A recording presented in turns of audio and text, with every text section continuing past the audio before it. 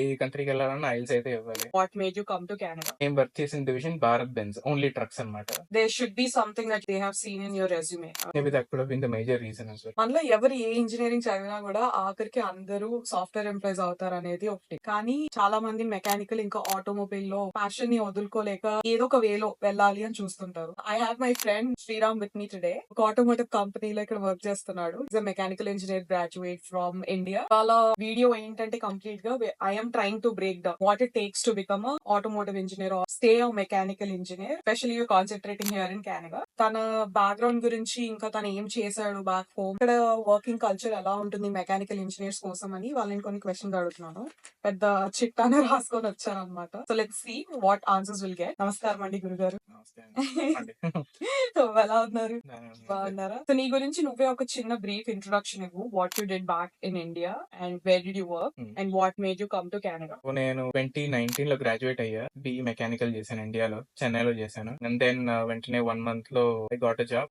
డేమ్లర్ లో జాబ్ వచ్చింది. Daimler basically Mercedes Benz వాళ్ళ పేరెంట్ కంపెనీ అనమాట. ఇక్కడ ఒక 2 years వర్క్ చేశా. అండ్ దెన్ వర్క్ చేస్తూనే I initially had a plan of going to Germany. Language కూడా నేర్చుకున్నా, జర్మన్ లాంగ్వేజ్ కూడా. And then Covid hit. ఆ తర్వాత ఇక ఎగ్జామ్స్ ఉంటే చాలా వరకు సెంటర్స్ క్లోజ్ ఉన్నాయి. సో ఇలా సాగింది కొన్ని రోజులు. ఏమన్నా ఆప్షన్స్ చూసా, రీసెర్చ్ చేస్తూ ఉంటే యూకే గుడ్ ఆప్షన్ కూడా అన్నట్టు అనిపించింది. ఇంకా కెనడా కూడా చూసుకున్నా. సో మెల్లగా యూకే గురించి చూస్తూ ఉంటే అక్కడ మార్కెట్ అంత స్టేబుల్ కాదు, బాగా సాచురేట్ అయిపోయింది అన్నట్టే విన్నా. సో ఇంకా ఆ ప్లాన్ కూడా డ్రాప్ చేసుకున్నా. అండ్ దెన్ ఫైనలీ మిగిలింది కెనడా ఒకటే. ఇంకా మెల్లగా యూనివర్సిటీస్ గురించి రీసెర్చ్ చేశా. ఏ కంట్రీకి వెళ్ళాలన్నా ఐల్స్ అయితే ఇవ్వాలి. సో ఐల్స్ క్లియర్ చేయడం ఇవన్నీ సైడ్ బై సైడ్ చేసుకుంటూ వచ్చాను. బ్యాక్ ఇండియాలో నువ్వు చేసింది డేమ్లర్ లో అని చెప్పావు. అండ్ నీకు ఇది డైరెక్ట్ క్యాంపస్ ప్లేస్మెంటా లేకపోతే మామూలుగా మన క్యాంపస్ వచ్చే కాకుండా కూడా మనం బయట అప్లై చేసుకుంటాం కదా, అలా అప్లై చేసుకున్నదా? లేదు, ఇది 60% క్యాంపస్ ప్లేస్మెంట్ అన్నట్టే చెప్పాలి. బేసిక్ వాళ్ళ దగ్గర నుంచి రిక్వైర్మెంట్ అయితే వచ్చింది, ఇలా వీ నీడ్ క్యాండిడేట్స్ అన్నట్టు. బట్ వాళ్ళైతే డైరెక్ట్ గా మా కాలేజ్ కి అయితే రాలేదు. సో మీరు మాకు స్టూడెంట్స్ ని పంపించండి, రెజ్యూమ్స్ ఇవన్నీ పంపించండి, వీళ్ళు షార్ట్ లిస్ట్ ఉన్నట్టు చెప్పి వాళ్ళు పంపించారు. So the company sends the college normally వాళ్ళు ఒక లిస్టింగ్ అన్నట్టు ఏదో పంపించినట్టున్నారు ఇంకా. సో దాంట్లో నుంచి few of us got selected. And వాళ్ళ కంపెనీకి ఐడి ఇవ్వాల్సి వచ్చింది, ఇంటర్వ్యూస్ గానీ రిటర్న్ టెస్ట్ గానీ. నీకు బీటెక్ అయిపోయిన తర్వాత 1 month లో జాబ్ వచ్చింది అంటే there should be something that they have seen in your resume, the projects that you have done or the skills that you have put or the certifications whatever in Mercedes. What was that you think that helped you to get what? So the eye-catching thing in my resume would have been tractor competition. Second year and third year start అవుతున్నప్పుడు ఒక competition వచ్చిందన్నమాట. SRM యూనివర్సిటీలో అయ్యింది అది. Scratch నుంచి ఒక tractor ని build చేసి కాంపిటీషన్ వేరియస్ టెస్ట్స్ ఉండేవి అనమాట, డ్యూరబిలిటీ టెస్ట్ కాబట్టి. నడిచిందా ట్రాక్టర్? నడిచింది ట్రాక్టర్. స్క్రాచ్ నుంచి బిల్డ్ చేయాలి అంటే ఇంజిన్ మాత్రం వాళ్ళు ఇచ్చారు, ఇంజిన్ స్పెక్ అయితే మాదే. సో దాంట్లో ఏ చేంజెస్ ఉండవు. అండ్ పార్టిసిపేట్ చేసిన వేరియస్ టీమ్స్ కి ఇంజిన్ అయితే వాళ్ళే ప్రొవైడ్ చేశారు. సో ఇంజిన్ సేమ్, ఇంకా దాని చుట్టూ చేసి బిల్డ్ చేయడం గానీ, ఇంకా మిగతా స్కెలిటన్ అంతా మేమే బిల్డ్ చేసాం. సో డ్యూరబిలిటీ టెస్ట్ అని ఒక టెస్ట్ ఉంది. So V one the first prize ఉంది. సో అలా కొంచెం లైమ్ లైట్ లోకి వచ్చాము. మేము చేసిన వేరే ఉంది. సో అదే రెజ్యూమ్ లో కూడా పెట్టా. So maybe that would have grabbed the recruiters. One of So the one of the factors. factors that maybe that could have been the major reason as well. Just to give a context, Daimler is a parent company of Mercedes-Benz and work చేసింది for Bharat-Benz trucks. What were your job responsibilities? Responsibility, I was working on DFMEA. DFMEA అంటే design failure mode analysis అన్నమాట. So basic గా design phase లో ఉన్న అప్పటి నుంచి launch phase వరకు మేము హ్యాండిల్ చేసేవాళ్ళం. నేను వర్క్ చేసిన టీమ్ ఏమో PPQE అని. PPQE product planning and quality engineering అని. సో ఈ quality engineering team completely R&D related. Design phase లో ఏవేవి ఇష్యూస్ రావచ్చు అనాలిసిస్ అన్ని మేమే చేసేవాళ్ళం విత్ వేరియస్ డిజైన్ టీమ్ తో కూర్చొని. క్రాస్ ఫంక్షనల్ ఉండేది. We use to be in touch with supply chain, design team గానీ, హోమోలగేషన్ టీమ్ అని ఒకటి ఉండేది, బెంచ్ మార్కింగ్ టీమ్ అని ఒకటి ఉండేది. అంటే కాంపిటీటర్స్ ఎవరైనా ఉన్నారో వాళ్ళతో కంపేర్ చేసి ఈ టీమ్స్ తో కూడా పనిచేసేవాళ్ళు. మేము వర్క్ చేసిన డివిజన్ ట్రక్స్ అనమాట. ట్రక్స్ లో ఇప్పుడు బ్రేక్స్ లో గానీ, ట్రాన్స్మిషన్ లో గానీ, వీటి డిజైన్ లో ఏవైనా ఫెయిలియర్స్ ఉంటే అన్ని ముందుగానే మేము అనలైజ్ చేసి అన్ని ఎలాగ మిటిగేట్ చేయొచ్చు అన్నది ముందే దీన్ని కూర్చొని we have round table discussion అన్నట్టు. So that goes into DFME అన్న ఒక ఫోల్డర్. ఇలాగే రిలయబిలిటీ అని. సో దీంట్లో ఏంటంటే ట్రక్ ని 6 lakh kilometers 7 lakh kilometers నడిపి, సో నడుస్తూ ఉన్నప్పుడు దాని ఎన్ని ఫెయిలియర్స్ వస్తున్నాయి, ఎన్ని కిలోమీటర్స్ లో దాని ఫెయిలియర్స్ వస్తున్నాయి, దీన్ని గ్రాఫ్ చేయడం గానీ, దీని ట్రెండ్ చూడటం గానీ, దీని అనాలిసిస్ చేయడం, దీనికి ఒక స్టాటిస్టికల్ మెథడ్స్ అవి ఉంటాయి, వీటిని అనలైజ్ చేయడం. సో ఇవన్నీ కూడా one of the responsibilities. What was the pay like for the first year and second year and why did you leave? చెప్తే నమ్మరు. The pay was 20,000 for a month For a beginner Yes. mechanical engineer, right? Pay was 20,000 for a beginner. ఇండియాలో మరి ఎవరు చేశారో, government చేస్తుందో companies ఎలా చేస్తున్నాయో తెలియదు కానీ ఇలా ఒక సెట్ చేసి పెట్టేస్తున్నారు అనమాట. 20,000 నుంచి స్టార్ట్ అవ్వాలి. మెక్ వాళ్ళు అయితే అది ఐటీ వాళ్ళు అయితే 25-30 అది స్టార్ట్ బెంజ్ అవుతారు. వాడైనా కూడా Hmm. 20,000 ఇచ్చింది. అంతే ఇచ్చింది. You know what is your university degree? If you want to say, I can say that out loud. Okay? చెప్పు నువ్వే. It's supply chain and logistics management. Masters in supply chain. Why supply chain? Mechs లో one of the curriculum fourth year లోనూ courses ఉండేవి. Respect to logistics management గానీ PPM అని ఒక subjects ఉండేవి. Daimler లో ఉన్నప్పుడు I use to work with cross functional team అని had interactions with the supply chain team. వాళ్ళ వర్కింగ్ గానీ వాళ్ళ టీమ్ గానీ అవన్నీ చాలా బాగుండేవి. మంచి ఇంట్రెస్టింగ్ గా వచ్చింది. So I thought maybe why not try supply chain అని. ఆ టీమ్ అవి నచ్చి ఇది కూడా ఒక ట్రైల్ వేద్దాం అన్నట్టు. ఈ కంట్రీస్ లో ఏంటంటే మోస్ట్లీ ఏ జాబ్ అయినా రెస్పెక్టెడ్. ఈ ఇంజనీరా ఎవడు పట్టించుకోడు unless until your making good amount of money. But was getting a job easy here with degree with experience that you had? Easy అంటే having experience is always an added advantage. So ఒక 2 ఏళ్ళ experience ఉండడం అన్నది help అయిందని నేను చెప్తా. ఇండిట్ లో గానీ లింక్డ్ఇన్ లో గానీ అప్లికేషన్ వేయగానే కనీసం వ్యూడ్ అన్న ఒక ఇది వచ్చిందంటే అది ఎక్స్పీరియన్స్ వల్లే వస్తుంది. సో లేకపోతే అసలు కూడా చూడరు రెజ్యూమే కొట్టు పోయినట్టే. ఈజీ అయితే కాదు. నాకు ఒక 3 months స్ట్రగుల్ ఉండింది. 2 years of experience. Yeah, 2 years basically peanuts. ఇక్కడ వాడు ఎక్స్పీరియన్స్ రిక్వైర్డ్ లో 3 to 5 తగ్గడు. ఎప్పుడు 5 or more than 5 ఉంటుంది. There are different types of companies in automobile industry here. I'm sure that India also has this. But ఇక్కడ first companies వచ్చేసి OEMs అంటారు. Next tier 1, tier 2, tier 3 companies అంటారు. OEM companies అంటే ఏంటి అంటే big names like Ford, GMC. tier 1, tier 2 companies ఏంటంటే ఈ OEM companies కి supplier companies where certain parts వాళ్ళు వేరే దగ్గర నుంచి తీసుకొచ్చి OEM కంపెనీస్ లో అసెంబుల్ చేసి ఆ ప్రోడక్ట్ కి మార్కెటింగ్ చేస్తారు. So what was KSR? KSR is a tier 1 company. So tier 1 is basically supplier company. వీళ్ళు ఫోర్డ్ కి యాక్సిలరేటర్ పెడల్ సప్లై చేస్తారు అనమాట. I was a QE there. I had another QE. So tier 1 లో ఏంటంటే size చాలా small ఉంటుంది. 100 big tier 1. Call వచ్చినప్పుడు what were the questions like years experience కావాలని అడిగారా, లేకపోతే ఈ స్కిల్స్ ఉన్నాయని అడిగారా, ఈ సర్టిఫికేషన్ చేశారని అడిగారా? వాట్ వాస్ వాళ్ళు బేసిక్ గా అడిగిందల్లా 2 to 5 years ఎక్స్పీరియన్స్ కావాలండి. So I was following under that 2 to 5 tools తెలుసుకోవాలి అన్నట్టు ఒక రిక్వైర్మెంట్ ఉంది. మెజర్మెంట్ సిస్టమ్ అనాలిసిస్ అని, ఇంకా PPAP అని కొన్ని ఉంటాయి, APQP అని ఉంటాయి. సో ఇవన్నీ నేను ఇండియాలో ఉన్నప్పుడు డైమ్లర్ వాళ్ళే కొన్ని ట్రైనింగ్ తెచ్చారనమాట. ట్రైనింగ్స్ లో నాకు దొరికిన సర్టిఫికేషన్స్ అవన్నీ ఇంకా పెట్టాను. సో ఇది నాకు ఉండడం బట్టి ఇంకా అలా షార్ట్ లిస్ట్ అయినట్టుంది నా రెజ్యూమే. సో ఇంకా వాళ్ళు ఇంకా ఇంటర్వ్యూకి వెళ్ళేసరికి పెద్ద గ్రిల్ చేయడం కానీ అలాంటివి ఉండదు. కొద్ది ఎక్స్పీరియన్స్ ఉంది కాబట్టి ఇంకా రెజ్యూమ్ ఎక్స్పీరియన్స్ పెట్టాము. మన డైలీ టాస్క్ ఏంటో మోస్ట్లీ వాటి మీదే క్వశ్చన్స్ అడిగారు. Were you an internal employee when you hired? Yes. For internal employee and external employee are here very big things. ఒక పెద్ద కంపెనీ ఉందంటే వాడు డైరెక్ట్ గా హైర్ చేసుకోకుండా ఇంకొక థర్డ్ పార్టీ కంపెనీకి కొన్ని డబ్బులు ఇచ్చి హైర్ చేసుకోమంటాడు. ఎందుకంటే వాళ్ళు బెనిఫిట్స్ ఇవ్వాల్సి వస్తుంది అనే ఒక ప్రాబ్లమ్ తో ఇలా ఎక్స్టర్నల్ హైరింగ్ జరుగుతుంది అని నాకు తెలుసు. ఇంకేదైనా బొక్కలుండి ఇలాంటి ఎక్స్టర్నల్ హైరింగ్ చేస్తున్నారా అని మీకు తెలిస్తే మాత్రం కింద కమెంట్ చేయండి. What in KSR what were the duties like? So tier 1 works very differently. Ford కి సప్లై చేస్తే ఫోర్డ్ లైన్ అనో, మ్యాగ్నా కి సప్లై చేస్తే మ్యాగ్నా లైన్ అనో అలా కొన్ని లైన్స్ ఉంటాయి. సో ఒక్కొక్క క్యూ ఒక్కొక్క లైన్ తీసుకుంటాడు అనమాట. సో ఆ లైన్ లో ఏం ఇష్యూస్ వచ్చినా మెయింటెనెన్స్ అంటే వాటికి ఒక మ్యానుఫాక్చరింగ్ ఇంజనీర్ ఉంటాడు, చూసుకుంటాడు. But still they will report to QE as well. OEMs కి PPAP అని ఒక రిక్వైర్మెంట్ ఉంటుంది. ప్రొడక్ట్ పార్ట్ ని ఫుల్ గా ఒక స్టడీ చేసి అవి అన్ని పాస్ అవుతున్నాయా, వాళ్ళ రిక్వైర్మెంట్ ని తగ్గట్టు ఉందా అన్నది అది OEM కి సబ్మిట్ చేయాలి. ఇంకా లైన్ డ్యూటీస్ ఉండేవి. లైన్ లో ఏం ఇష్యూస్ వచ్చినా అవి హ్యాండిల్ చేయడం గానీ, బైపాస్ చేయడం గానీ నీ కూడా చూసుకునేవాళ్ళం. వారంటీ ఇష్యూస్ వచ్చేవి.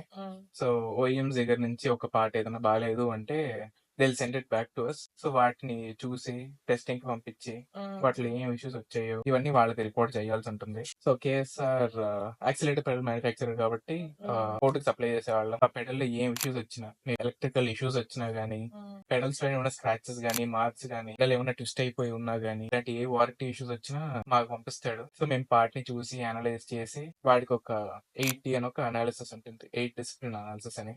వాటికి 24 hours లో అదొకటి పంపించాలి. లేకపోతే వాడు ఫ్రీక్ అవుట్ అవుతాడు. మీ సప్లయర్ స్కోర్ కార్డ్ అని ఒకటి ఉంటుంది, అది తగ్గిపోతుంది. You have to send report to us immediately. మీరు మాకు ఇవన్నీ వెంటనే అనాలిసిస్ చేసి చెప్పాలి. ఇలాంటివి డైలీ వర్క్స్ ఉండేవి. So I know that you've only worked for a few months there, and you had to move to your what now is current job. We can't mention the current job because he's under a contract. చెప్పకూడదు and what kind of role is also, but we're trying to keep it little brief and make everybody understand here. So what made you quit KSR? Third, fourth month కింద ఇంకా ఇంతకుముందు చెప్పినట్టు ఇద్దరు cure is ఉండేవాళ్ళం, నేను ఇంకొక అబ్బాయి. సో అతను క్విట్ చేసి ఒటావా మూవ్ అయిపోయాడు. సో క్విట్ చేసిన తర్వాత వీళ్ళు ఇంకొకరిని హైర్ చేస్తాము అని ఒక 1.5 months ఆగిచ్చారు, కానీ ఎవరిని చేయట్లేదు. So I started looking for other opportunities and then I got my current job. So ఇంకా క్విట్ చేశాను. I always wanted to go back to my things అనమాట. ఓఈఎం కి వెళ్ళిపోవాలని నాకు ఎప్పటి నుంచో ఉండింది.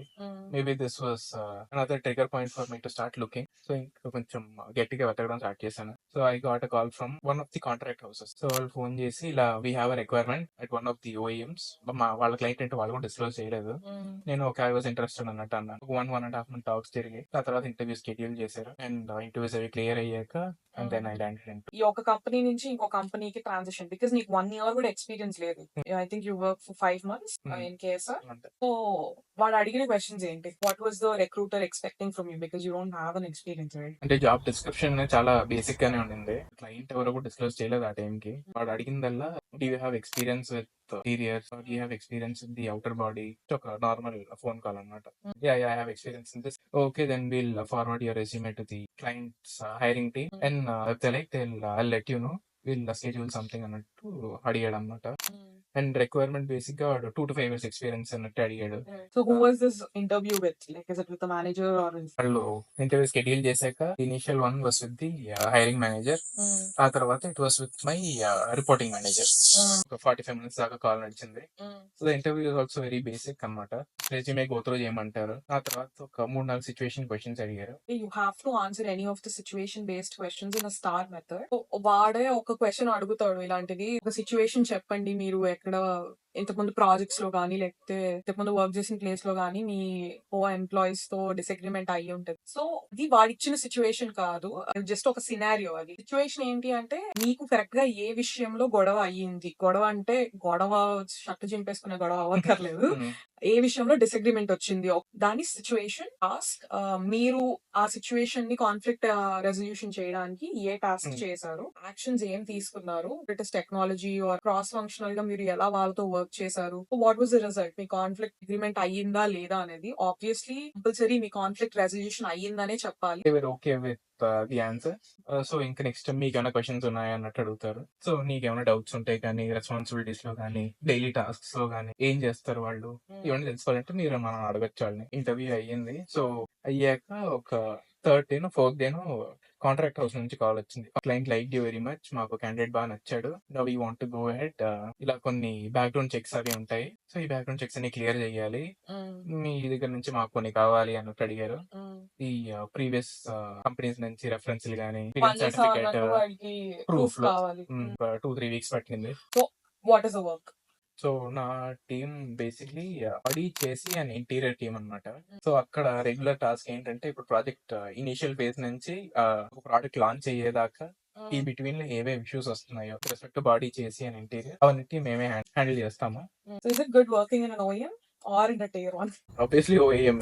The respect you get here is different from tier 1. So tier 1 లో ఏంటంటే బాగా గ్రౌండ్ లెవెల్ వర్క్ ఉండేది. ఒక స్టాండర్డ్ ఫార్మాట్ అన్నట్టు ఆల్రెడీ ఇక్కడ ఉంది, it is already in place. So వాటిని ఫాలో అవుతూ వెళ్ళిపోవడమే. Pressure of paying off the loan, pressure of taking care of family, it is very real, to be honest. So what made you stay in mechanical? It is very easy to switch careers. Software engineering వచ్చేసరికి, of course the salaries are really high because the companies are like that. Again, if somebody is really passionate about being in mechanical engineering and even though all the family pressures ఉన్నా కూడా, what would you say to them? ఇప్పుడు India నుంచి plan చేస్తున్నారు ఇక్కడికి వచ్చి mechanical చేయాలి అన్నట్టంటే, వచ్చే get some experience in India. ఒక 3 years అన్న వర్క్ చేయండి. ఇంకా ఇక్కడికి వచ్చి చదవాలి అన్నది కూడా కంపల్సరీ కాదు. ఇండియా నుంచి 3 years ఎక్స్పీరియన్స్ ఉంటే డైరెక్ట్ పిఆర్ వేసుకొని రావచ్చు. డైరెక్ట్ పిఆర్ వేసుకొని వచ్చి ఇక్కడ ఒక 1-2 months కష్టపడితే జాబ్స్ అయితే ఎత్తుక్కోవచ్చు, ఈజీగా దొరుకుతాయి కూడా. Do you regret not doing another year of job and then come? Definitely yes. ఇంకొక 1 year ఇండియాలోనే ఉండి వర్క్ చేసి ఉండుంటే మేబీ డైరెక్ట్ గా పిఆర్ వేసుకొని వచ్చేవాడినేమో. అండ్ ఒక 5 years బ్యాక్ అసలు ఇంత నాలెడ్జ్ కూడా లేదు, ఎవరు చెప్పేవాళ్ళు లేరు first thing. Is mechanical engineering recession proof? Various factors. అసలు కార్స్ అన్నది సేల్ అవ్వాలి. ఇప్పుడు అసలు రిక్వైర్మెంటే లేదు, ఆర్డర్స్ లేవు అంటే వస్తాయి కూడా కొన్ని కార్స్. అలా చాలా కార్స్ ఆగిపోయాయి, చాలా అన్ని తెలుసు కూడా. వస్తాయి, ఓ ఆ మోడల్ ఈ మోడల్ అని చెప్పి దింపుతారు కానీ ఓ 2-3 మంత్స్ తర్వాత అసలు సేల్స్ లేవు, పెద్ద దాని గురించి టాక్ లేదు. ఆ బండి ఎంత బాగున్నా కూడా అసలు మార్కెట్ లో పెద్ద డిమాండ్ లేదు అంటే కంపల్సరీ ఆపేస్తారు, ప్రోగ్రామ్ అనేది ఆపేస్తారు. ఇంకా అలాంటి టైంలో కొన్ని జాబ్ కట్స్ అవ్వచ్చు. జాబ్ కట్స్ అంటే ఇంకా మేబీ ఆ ప్రోగ్రామ్ లో పనిచేసే వాళ్ళు ఒక 50 మెంబర్స్ 100 మెంబర్స్ ఉంటే దాన్ని కట్ డౌన్ చేసి ఒక 50 మెంబర్స్ కింద తీసుకురావడం గానీ, ఏదో దాంట్లో వర్క్ చేసే వాళ్ళు అటు ఇటు స్ప్లిట్ చేయడం గానీ, వేరే వేరే వాటిలో వేయడం గానీ ఇది ఉంటాయి. కానీ రెసెషన్ అయితే మరి మరి సాఫ్ట్వేర్ సాఫ్ట్వేర్ అయితే అయితే ఉండదు. వెరీ రేర్ గా జరుగుతూ ఉంటుంది. This is an open question. You can feel free to not to answer this question is well. ఎప్పుడైనా రేసిజం ఎక్స్పీరియన్స్ అయ్యిందా? ఎక్స్పీరియన్స్ అయితే డెఫినెట్ గా అయ్యింది. టియర్ 1 లోనే కాదు, ఓఎం లో కూడా అయింది. టియర్ 1 లో ఇట్స్ రియలీ వెరీ కామన్. ఇది చేయడానికి చాలా స్కోప్ ఉంది అక్కడ. ఎందుకంటే కంపెనీ సైజ్ చాలా చిన్నది ఉంటుంది అండ్ కొద్దిగా ఇండియన్స్ కానీ ఇండియన్స్ కానీ వీళ్ళు చాలా తక్కువ ఉంటారు. వాళ్ళ ఫ్రిడ్జ్ లో ఏదో హాట్ పేపర్ హాట్ సాస్ ఏదో ఉన్నట్టుంది.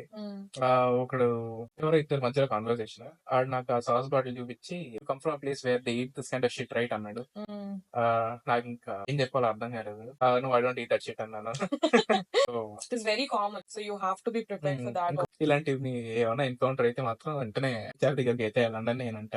ఒకవేళ ఎక్స్పీరియన్స్ లేకపోతే ఏ ప్రాజెక్ట్స్ ఉండాలి, లేకపోతే ఏ సర్టిఫికేషన్స్ ఉంటే విల్ దే కన్సిడర్? ఎక్స్పీరియన్స్ లేదు అంటే ఇంకా కొద్దిగా సర్టిఫికేషన్ మీద పడ్డమే. కొద్దిగా 6 సిగ్మా సర్టిఫికేషన్ చేయడం గానీ, కొద్దిగా టూల్స్ అవి నేర్చుకోవడం గానీ, ఇందాక చెప్పినట్టు ఎంఎస్ఐ టూల్స్ గానీ, ఏపీక్యూపీ సర్టిఫికేషన్స్ అవి ఉంటాయి, పీపాప్ సర్టిఫికేషన్స్ అని కొన్ని ఉంటాయి. నీకు కోర్సెరాలో చేసేసుకున్నా కూడా ఏం ప్రాబ్లం లేదు. వీటి నాలెడ్జ్ ఉంటే it's really very helpful in mech background.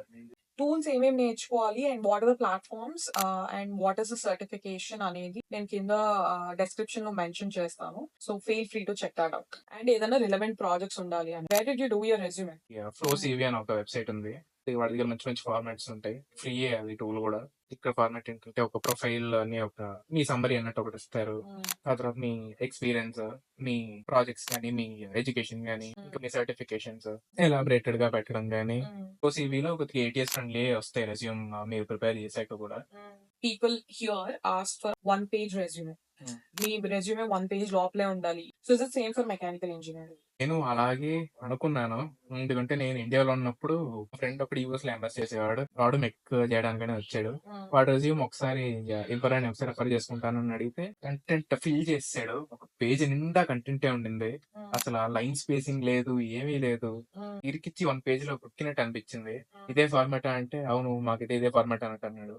ఇక్కడ విషయం ఏంటంటే US based resumes and Canadian resumes are different. Canadian recruiters వేరే రకంగా రెజ్యూమేస్ ఎక్స్పెక్ట్ చేస్తారు. సో మీరున్న కంట్రీని బట్టి try to get those resumes with if you want a template I can provide also that, but you need to comment down for that. It doesn't have to be in single page, second page దాకా కూడా వెళ్ళొచ్చు. If your resume is అదేనా 8 years friendly ఉండి అంటే ఇంకా 2 pages అయినా కూడా ఏం పర్లేదు. రిఫరెన్సెస్ వర్క్ చేస్తాయా? Reference definitely work. కొద్దిగా మీ మేనేజర్స్ గానీ వీళ్ళతో మీ క్లోజ్ రిలేషన్షిప్ ఉంది అంటే డెఫినెట్ గా నెక్స్ట్ ప్రాజెక్ట్స్ ఏం వస్తాయో మీకు తెలుస్తాయి. నీకు చెప్తారు ఇలాగా we are hiring for the next project అని. You can definitely tell them. తెలిసిన వాళ్ళు ఒకరు ఉన్నారు who fit for this role అని. సెండ్ ఓవర్ ద రెస్యూమే, నేను చూస్తాను అన్నట్టు ఇంటర్వ్యూ షెడ్యూల్ కూడా చేస్తారు. ఇంకా ఇంటర్వ్యూస్ క్లియర్ చేయడం దట్ పర్సన్స్. ఇప్పుడు మెకానికల్ ఇంజనీరింగ్ చదివిన వాడు ఓన్లీ ఆటోమోటివ్ ఇండస్ట్రీలోకే వెళ్ళొచ్చా, లేదా అనేది what are the different industries that needs a mechanical engineer? చాలా మెషినింగ్ ఇండస్ట్రీస్ ఉన్నాయి where they manufacture the machines itself. Construction industries లో కూడా చాలా లైక్ ఆపర్చునిటీస్ ఉన్నాయి. ఫుడ్ ఇండస్ట్రీస్ ఉంది, very big industry. So food వైపు కూడా చూడొచ్చు. ఇక్కడ చాలా పెద్ద మార్కెట్ చెప్పాలంటే. ఏవియేషన్ లోకి వెళ్ళొచ్చు. Government only backlog with government jobs is you have to move to work వెళ్ళాల్సి వస్తుంది. సో కన్స్ట్రక్షన్ అని కూడా నేను అనుకోను. షీట్ మెటల్ ఇండస్ట్రీలు కొన్ని ఉన్నాయి. విండోస్ అండ్ డోర్స్ కంపెనీస్ కూడా ఉంటాయి చాలానే. అంటే చాలా వాటిలోనే ఉంటాయి. థ్యాంక్ యూ సో మచ్ ఇవాళ ఇంత దూరం వచ్చి మాకు మీ ఇంటర్వ్యూ ఇచ్చినందుకు. అండ్ ఐ హోప్ ఇది ఎవరికైనా హెల్ప్ చేసి ఉంటుందని. This is my small way of giving back to Telugu community. I'm just trying to decode any of the jobs. నాకు మెకానికల్ తెలీదు, డాక్టర్స్ తెలీదు, న్యూట్రిషనిస్ట్ తెలీదు, వేరే వేరే ఇండస్ట్రీస్ లో ఉన్న పీపుల్ గురించి నాకు తెలియదు. This is my way of learning what it takes to be in another profession. And if something you can get from this video I'll be really happy. ఇంకా ఇలాంటి వీడియోస్ కోసం డూ సబ్స్క్రైబ్ టు తెలుగు పిల్ల in Canada. చెప్పు subscribe చేసుకోమని చెప్పు. Please subscribe to Telugu పిల్ల in Canada. ఇంతకు నువ్వు చేస్తున్నావు సబ్స్క్రైబ్? దుర్మార్గులారా.